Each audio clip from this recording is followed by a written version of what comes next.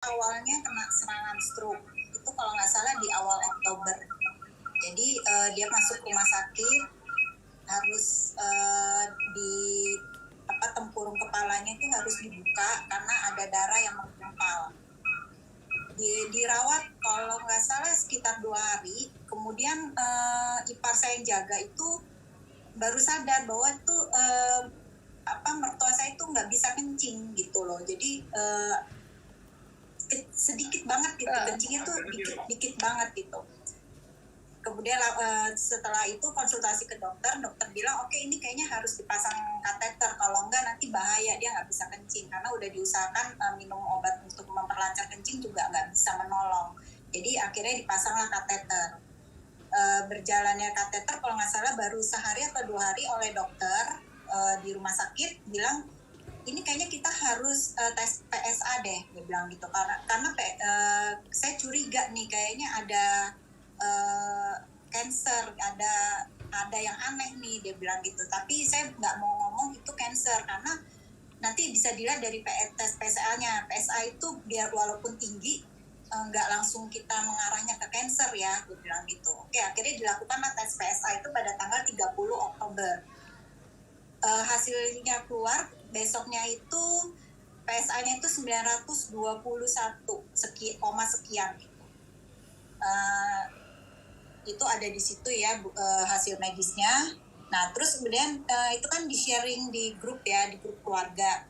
Terus saya bilang itu nggak salah ya 921, saya bilang gitu.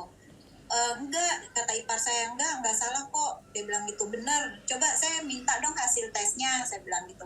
Akhirnya dikirim lah. Nah itu tanggal 30 Oktober hasilnya yang sebelah kanan itu 921.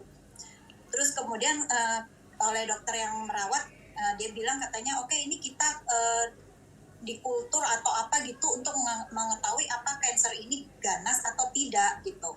Oke, kemudian ternyata singkat waktu diketahui itu ganas stadium 4 dan sudah menyebar katanya ke tulang belakang gitu. Terus kita kan tanya, dok ini gimana kalau udah kayak begini, solusinya apa gitu. Terus dokter bilang ini karena usia sudah tua ya, udah 85, kita nggak berani untuk ambil tindakan baik itu kemo ataupun operasi karena itu rawan, riskan banget ya, udah usia juga, udah itu mertua saya kan juga baru operasi yang dibuka tempurung kepala itu juga belum ditutup gitu loh. Nah kemudian terus ya udah jalan satu-satunya apa, ya udah kita bawa pulang karena di rumah sakit juga nggak diapa-apain, begitu aja diinfus aja, kita bawa pulang. Dokter bilang satu-satunya jalan ini paling cuma bisa terapi hormon atau suntik gitu. Jadi kita nggak langsung iya, kita bilang oke, dok kita bawa pulang dulu, kita rundingan dulu dengan keluarga. Kemudian kita rundingan, terus ipar saya bilang suntik hormon itu kayaknya ada efek negatifnya deh, bisa ini itu gitu kan. Terus apalagi terus nanti dimasukin lagi kimia kayak gitu, sedangkan kondisi mertua saya itu udah lemah, yang namanya buka mata aja susah gitu, udah nggak bisa apa-apa, jadi cuma bisa tidur aja gitu.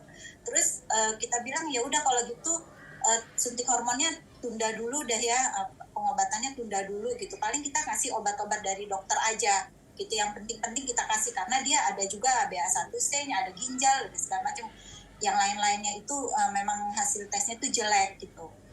Terus akhirnya berapa hari di rumah itu mertua saya tuh kesakitan terus gitu, jadi dia tergantung sama painkiller yang dimasukin lewat anus atau kata diminum. Nah dokter bilang ini lama-lama minum painkiller ini akibatnya bisa merusak ginjal atau juga dia bisa kalau dipakai dalam jangka waktu panjang dia akan bisa nggak efektif lagi gitu.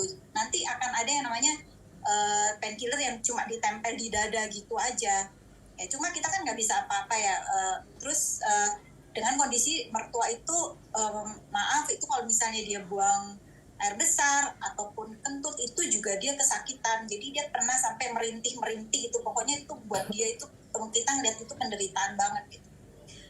Nah saya kan udah lama ya bergabung di udah tahu manfaatnya BioGreen ini gimana, saya juga semua orang tua saya konsumsi, kita sendiri sekeluarga juga konsumsi. Nah saya tahu produk ini bagus gitu, saya udah coba ngomong ke ke adik-adik ipar, tapi mereka nggak dulu deh, dia bilang gitu, percuma karena ini udah stadium 4, nggak akan mungkin menolong, mau sampai berapa lama minum obat ini. Nah saya kan nggak bisa maksa ya, maksudnya percuma dipaksa karena mereka tuh defense gitu. Jadi saya pikir wajar ya mereka seperti itu karena mereka selama ini kan nggak pernah konsumsi, jadi nggak ada trust, belum pernah coba gitu. Jadi saya nggak mau melawan mereka, saya diem aja. Jadi saya pikir ya udah nggak apa-apa, saya nggak akan maksa, cuma saya kasih pelan-pelan ngomong gitu sama mereka, saya masukin dikit-dikit gitu. Terus kemudian singkat waktu gitu, saya di videoin sama ipar saya, mertua saya tuh lagi jerit-jerit gitu. Nah saya udah nggak tahan tuh ya, maksud saya kenapa sih gitu loh, kok masih aja gini, masih kenapa nggak mau coba. Saya WA salah satu adik ipar saya bilang, kenapa sih nggak mau coba, saya bilang gitu. Toh ini nggak ada ruginya, nggak ada salahnya, nothing tulus, ini udah stadium 4 dan obat dokter juga masih kita terus berjalan, bukan dengan saya kasih ini terus stop obat dokter, enggak, saya bilang ini obat dokter terus berjalan, jadi apa salahnya kalau dicoba. Kalau misalnya ini tidak menolong, ya udah, emang kan udah ada obat dokter, tapi kan kita nggak ada salahnya kita coba ini, siapa tahu tuh paling sedikit bisa meringankan. Mungkin saya nggak ada garansi ini menyembuhkan, saya nggak pernah ngomong ini pasti sembuh, enggak, saya bilang gitu, tapi kita coba aja 1 botol aja, saya bilang. Terus mereka, adik ipar saya bilang, oke deh, saya ngomong di grup, kita coba. Oke, saya bilang, kamu ngomong di grup. Jadi dia bilang, itu tidak ada jawaban. Jadi saya diem aja, saya nggak mau intervensi. Nggak ada jawaban, akhirnya malam dijawab. Oke, saya coba 1 botol. Besokannya ya, 2 hari kemudian saya datengin, saya beli. Itu saya kasih ke mertua saya langsung, kita kasih pagi itu 3, saya datang sampai sana siang, saya kasih langsung 3, malamnya kita langsung kasih 4. Kemudian udah setelah saya kasih, sudah saya pikir ya udah tugasnya udah beres. Saya udah bisa meyakinkan mereka bahwa nggak ada salahnya mencoba. Saya lupa, udah tuh saya sibukkan dengan kesibukan saya sendiri. Setelah berapa hari kemudian ipar saya kasih video lagi. Oh, mertua saya tuh udah bisa angkat kaki, angkat tangan, terus dia lagi makan sendiri gitu di meja makan. Saya bilang, itu makan jalan sendiri ke meja makan. Ya enggak lah, dia bilang gitu, masih dipapa. Oh ya, tapi bagus ya, saya bilang udah. Iya, udah bisa mandi biarpun masih dipapa, bisa mandi gitu kan. Terus tapi saya nggak mau bilang apa ini karena produk yang saya kasih itu, saya kasih mertua saya itu cuma 1 produk Biomelt doang, nggak ada yang lain-lainnya, hanya Biomelt aja. Jadi tapi saya nggak mau bilang ini gara-gara Biomelt, enggak, saya nggak mau ngomong kayak gitu. Terus saya tanya, kapan mau tes PSA lagi? Ya nanti. Dan kemudian berapa hari kemudian mereka tes PSA lagi, itu di tanggal 28 November ya, 28 November itu PSA-nya 83,5. Ini buat saya sesuatu yang sungguh apa ya, saya sampai waktu itu sedih, seneng, apa ya, gimana lah, mertua saya udah semenjak dari saya kasih Biomelt itu sampai sekarang itu udah tambah segar mukanya, tidak kesakitan lagi, tidur juga enak, dan yang paling penting dia udah nggak pakai painkiller lagi sampai dengan hari ini. Itu saya cerita ini ke semua orang yang saya kenal, saya cerita karena buat saya ini sesuatu yang bagus. Kenapa saya nggak cerita gitu loh, sesuatu yang buat saya kayaknya saya bisa bantu mertua saya, walaupun saya nggak tahu ya sembuh atau nggak sembuh tuh udah kuasa Tuhan, bukan wilayah saya lagi.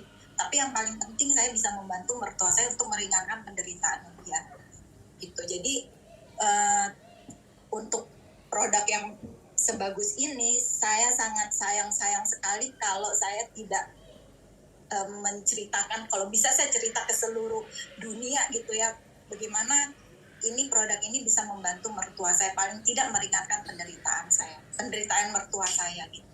Nah ini kondisi sekarang, dia udah bisa makan sendiri, mukanya juga seger. Tadinya dia senyum aja dia tadinya males, sekarang dia udah bisa, kalau melihat saya udah bisa dada senyum, nanya apa kabar kayak gitu, dia udah bisa ngomong, udah bisa bicara. Tadinya dia nggak mau bicara, dia males, mau buka mata aja sehari dia cuma buka mata 30 menit, sekarang dia lebih sering buka mata, ngobrol, nonton drakor, terus nonton dengerin lagu-lagu Mandarin kesukaannya dia. Begitu. Yes, sekian testimoni dari saya. Semoga bisa testimoni ini bisa bermanfaat untuk semua orang atau untuk yang bapak-bapak, ibu-ibu yang sedang mendengarkan di sini. Saya kembalikan ke Laras. Terima kasih, Laras. Oke.